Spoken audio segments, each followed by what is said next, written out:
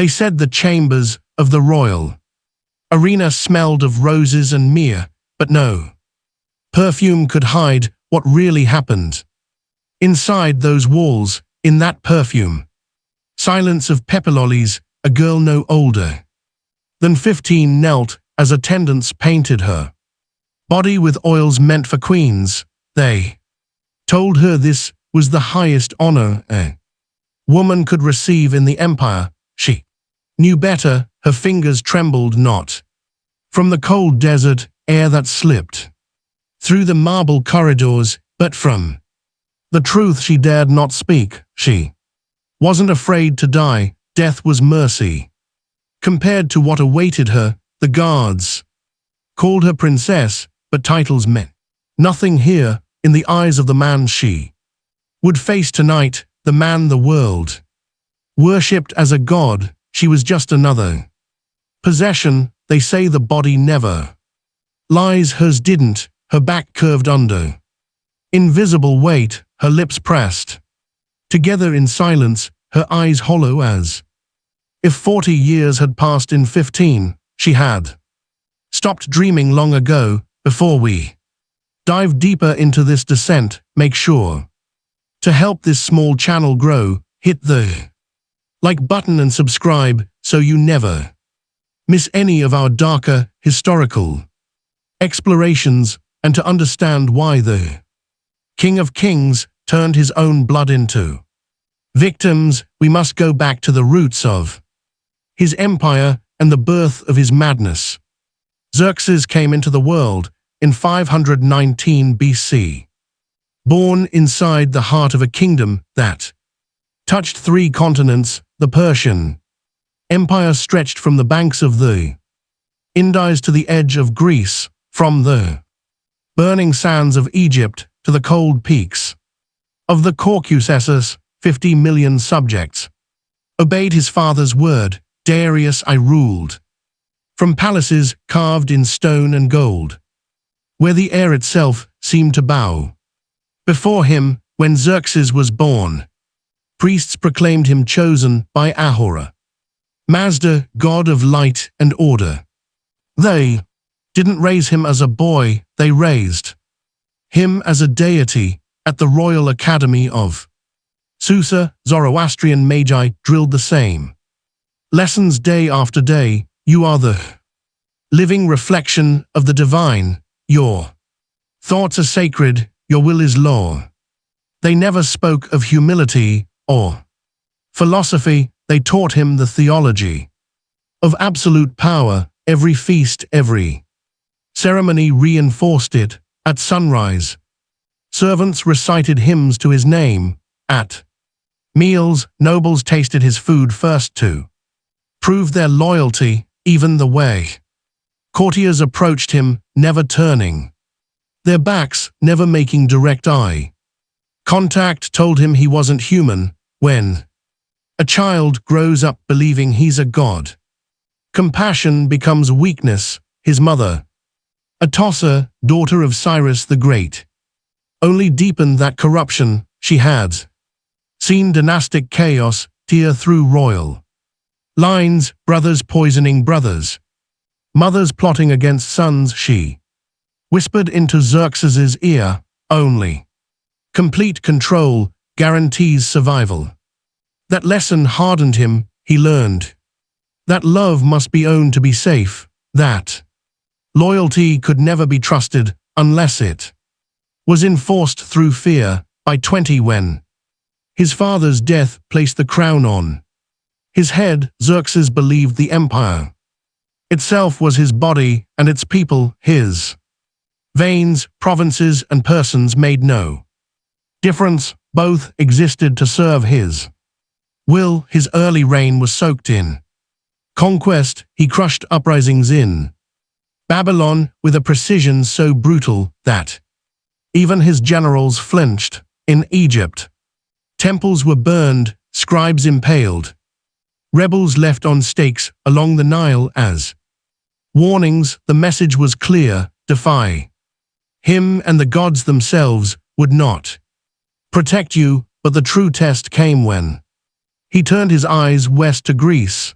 For Xerxes, the campaign wasn't just war, it was theology. To subdue Greece was to prove his divinity. He ordered a bridge of ships across the Hellespont, so his army, nearly 1 million strong, if Persian chroniclers can be believed, could march over the sea itself. When storms shattered the bridge, Xerxes did the unthinkable. He commanded his men to whip the sea with chains to brand it as punishment for defying his will. He threw shackles into the water and declared the Aeon enslaved. To his followers, it was divine theater.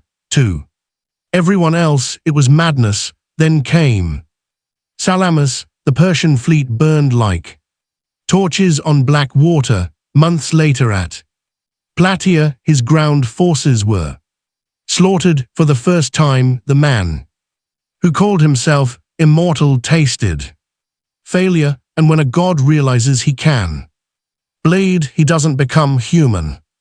He becomes something far worse. Xerxes returned to Persepolis in 479 BC. The triumphal processions stopped. The grand feasts ended. He no longer met foreign emissaries. Cautious whispered that his eyes had changed, always searching the shadows, as if he expected betrayal at every corner. His orders grew erratic. He executed architects for choosing the wrong shade of tile, had generals flayed alive for questioning him. His empire, once ruled by strategy, now bent to paranoia. But the most disturbing transformation took place behind those 15 walls of the imperial arena. What had begun as a dynastic custom, the royal harem, mutated into an obsession. Within that walled labyrinth lived 360 official concubines and countless slaves, gathered from across the empire, girls from Egypt, Babylon, Lydia, India. Every month, new ones arrived in gilded caravans, chosen not for lineage, but for beauty. The arena was a world of its own, a city inside a prison. Its marble baths shimmered under gold lamps, but its windows were barred. The scent of jasmine masked fear. No woman who entered ever left unguarded the gates. Even generals were forbidden entry. Only Xerxes walked freely there, wrapped in silks and silence. From this gilded captivity, daughters were born, dozens, perhaps hundreds, but they were invisible in the royal records. They weren't acknowledged as princesses, had no names carved into stone tablets. They existed as shadows, children of the god king, raised to know their bodies belong to him. Years later, one of the palace's chief guardians, Mithrates, would whisper to conspirators about what he'd seen inside those walls. His testimony would end Xerxes' reign and stain his legacy forever. He said, the beginning of the end came in 471 BC, 6 years after Greece humbled the empire. That year, the emperor crossed a line so monstrous that even his closest advisors fell silent. At the center of it was a girl, barely 12 years old, raised under imperial etiquette. She carried herself like nobility. Her eyes were green like polished jade, her hair dark as obsidian, her face eerily reminiscent of her grandmother, a tosser, and that resemblance awakened something in Xerxes that defied reason. Court officials would later call it divine fixation.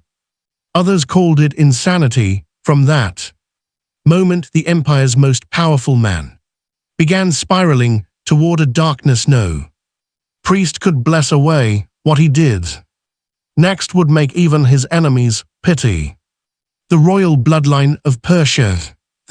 Encounter was prepared as if the gods themselves required it. Every movement, every breath inside the arena followed the precision of a sacred rite.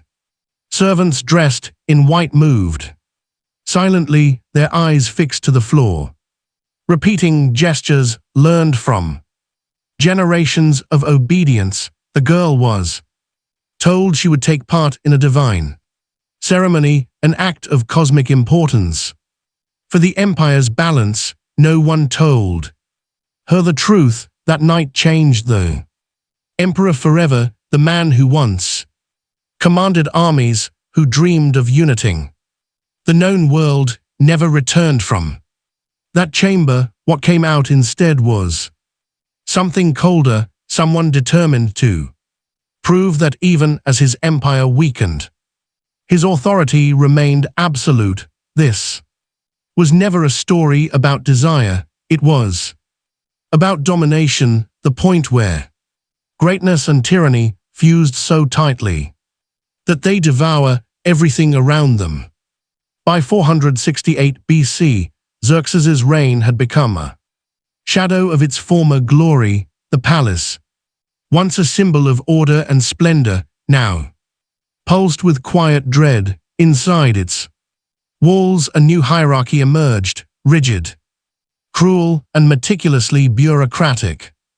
The young women of the arena were catalogued like tribute from conquered lands, their names, ages, and physical traits filled scrolls stored in cedar chests. The most favored were reserved for the emperor himself, the rest were traded like currency, offered to governors, envoys, and noble families in exchange for loyalty. Childhood didn't exist in this world. There were only ranks of servitude.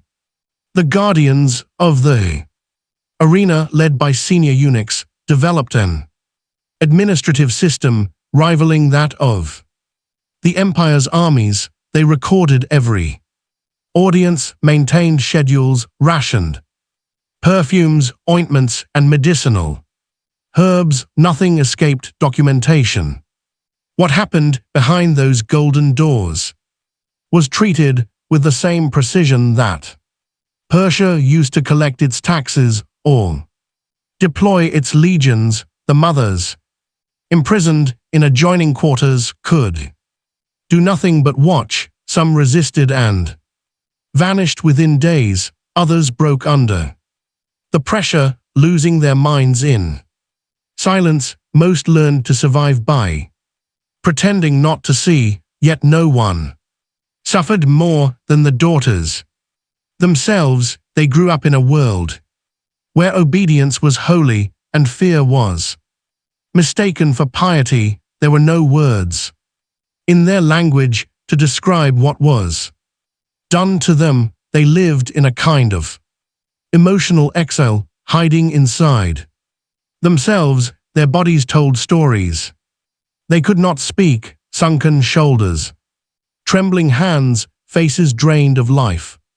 Some never spoke again. Others laughed uncontrollably, as if madness were the only form of escape left. Xerxes watched this decay like a man observing his own reflection in a cracked mirror. His eyes had lost warmth. What he sought wasn't pleasure, it was submission. He had lost Greece, but within the walls of Persepolis, he found new territories to conquer, the minds and spirits of those who couldn't resist him. Artabanes, captain of the royal guard, was one of the few men who witnessed the empire's descent firsthand. His duties required his presence near the inner palace, though he could never intervene. He later wrote that at night, Persepolis sounded like a temple of despair, the mixture of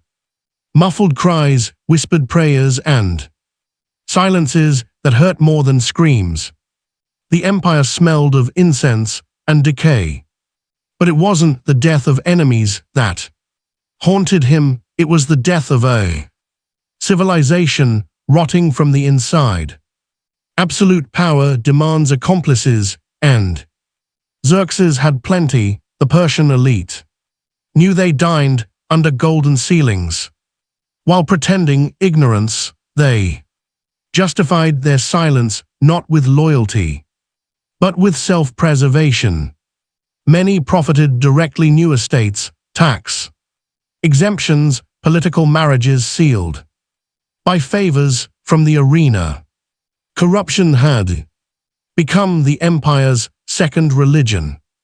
Even the Zoroastrian high priests, the supposed guardians of moral order, offered divine cover for the king's sins from the fire altars of Persepolis.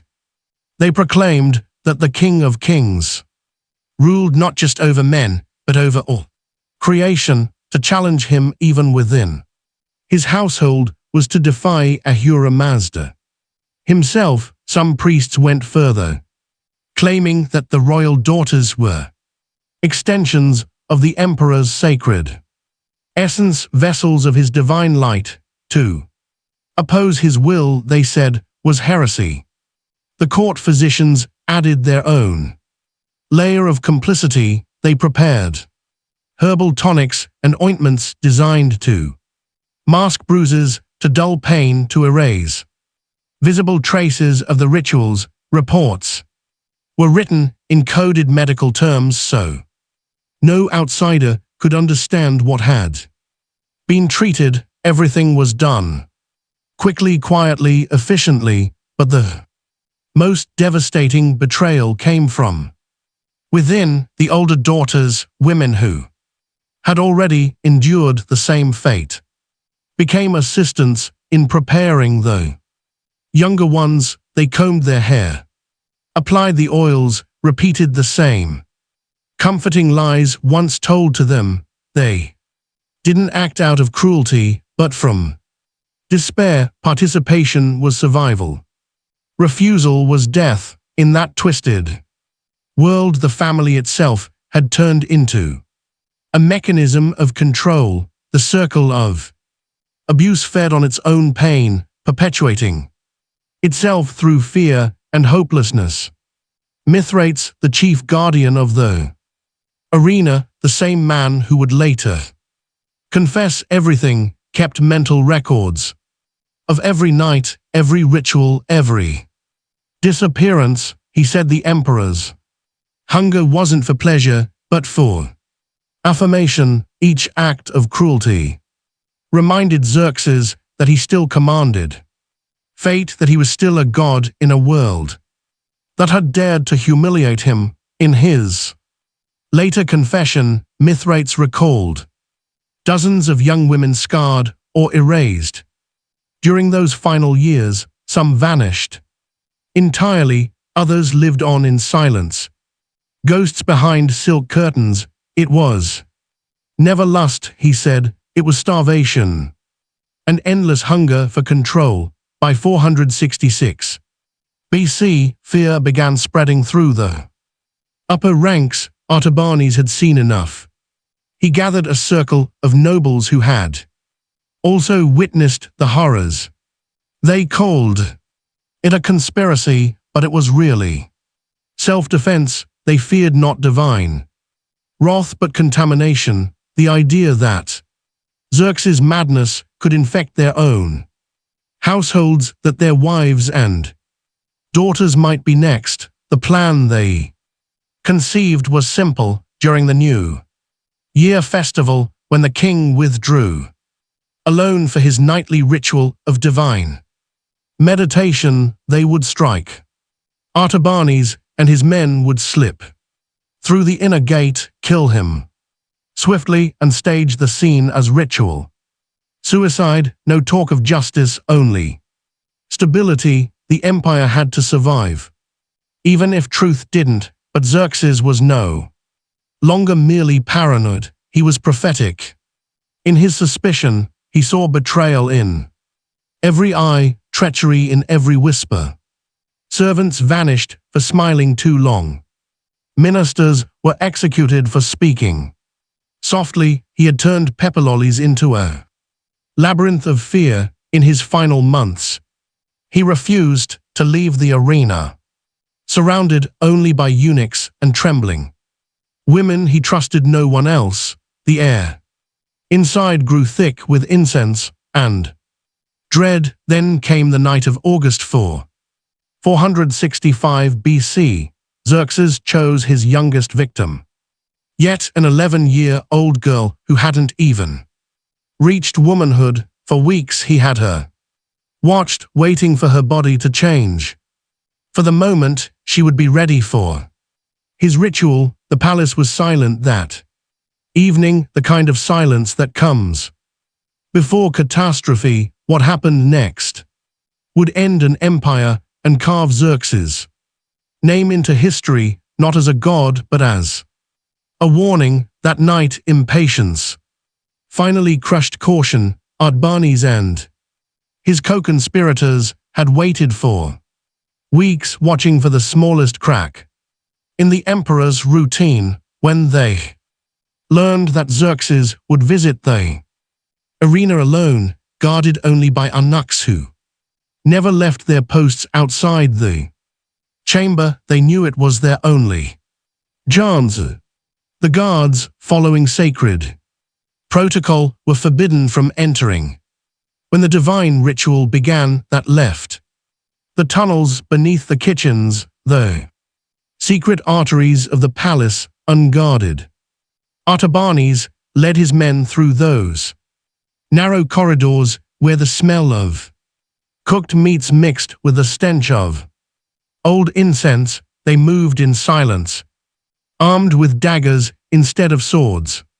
There would be no second attempt. When they reached the emperor's private chamber, they saw what no man should have to see. Xerxes, the king of kings, the living god of Persia, was naked, drenched in sweat, restraining a small girl who cried without sound. His face was unrecognizable, a grotesque mask of madness and obsession. Years of unchecked power had erased whatever was left of his humanity. His swollen body bore the marks of indulgence, his hands slick with the blood of his own child. For a moment, even seasoned soldiers froze. The image of the divine ruler had been replaced by that of a beast. Artabanes acted first. He struck once, straight through the ribs, piercing the emperor's heart. Xerxes turned, eyes wide, not in pain or fear, but disbelief. He looked at his assassin as though the world itself had betrayed him. His final words, recorded later by Artabanes himself, were chilling. But I am God. The second blade sliced through his throat. The third was unnecessary, a final act of rage and release that tore through his abdomen. The king of kings collapsed across the girl's small body, his royal blood mingling with hers on the cold marble floor. The conspirators lifted his corpse, washed the wounds, and laid him in his ceremonial bed. They positioned his hands as if in prayer, lit the sacred fire, and announced to the court that the emperor had died peacefully during his nightly communion. With a horror Mazda, the lie became official truth. Before dawn, the empire could not afford a scandal. By morning, the throne had a new occupant, Artak. Xerxes I, son of Xerxes. His first act as ruler was to order the arena sealed forever. Publicly, he declared it an act of reverence toward his father's sacred memory. Privately, he wanted to erase every trace of the nightmare that had rotted the heart of Persepolis. The surviving women were quietly relocated to other palaces across the empire. Many were hastily married to provincial nobles. Others were sent to temples to live out their days as priestesses.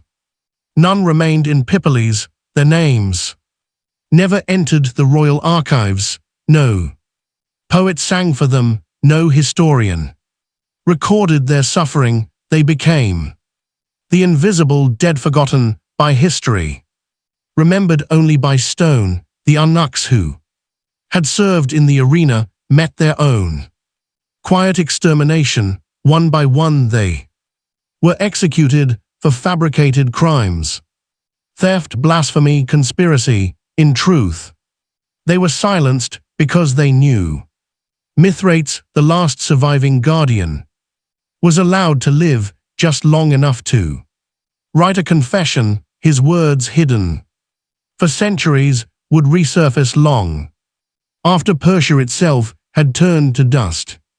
Xerxes' body was mummified according to Zoroastrian tradition and laid to rest in the royal necropolis of Naxch-e Rustam, carved deep into the granite.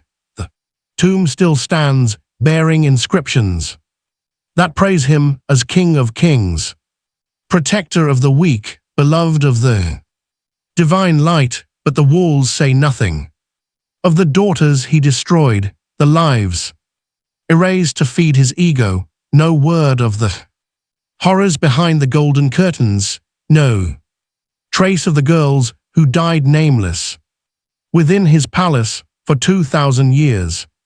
History remembered Xerxes for something else entirely: his failed campaign against Greece. Greek chroniclers like Herodotus mocked his arrogance, retelling his defeat at Salamis and Plataea. Later, Persian historians minimized his rule, describing it as an unremarkable bridge between the reigns of Darius and Arctic Xerxes. No one mentioned the arena, no one spoke of the girls, and that silence may have been Xerxes' final triumph. To have committed atrocities so vast that even time itself conspired to bury them.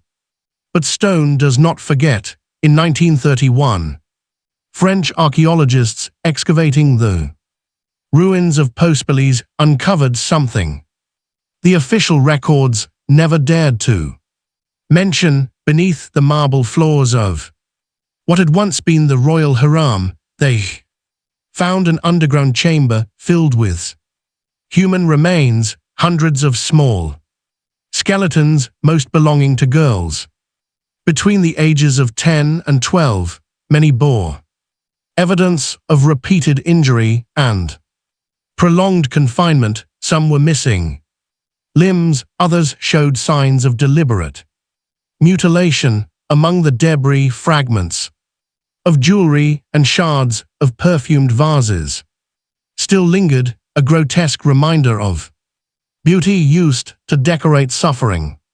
Laboratory studies confirmed what Mithrates had confessed centuries earlier, that the King of Kings not only enslaved and defiled the girls within his palace, but ended their lives once they no longer served his purpose.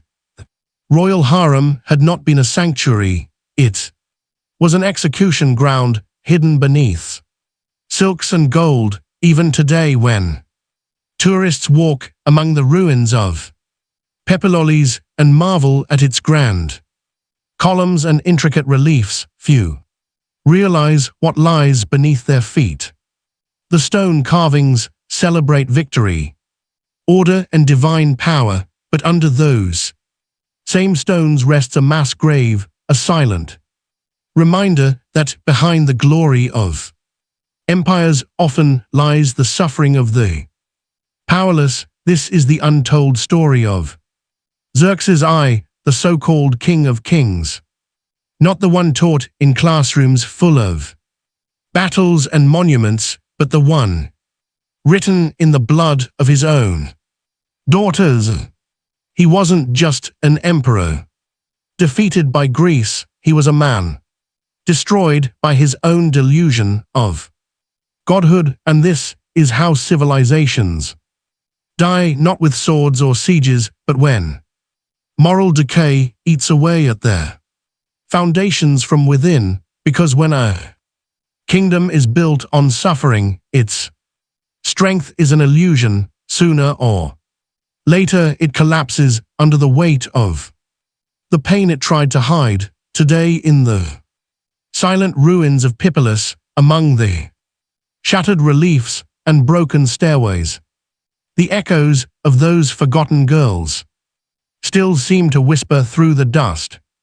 Their voices say what no inscription ever did, that the true legacy of tyrants is not the monuments they build, but the lives they destroy. And no matter how many centuries pass, cruelty never truly disappears. It leaves traces in the stones, in the bones, and in the collective memory of those willing to look beneath the surface. If this story unsettled you, share it, because silence protects monsters, and when we stop remembering the crimes of the past, we risk creating new ones in the present.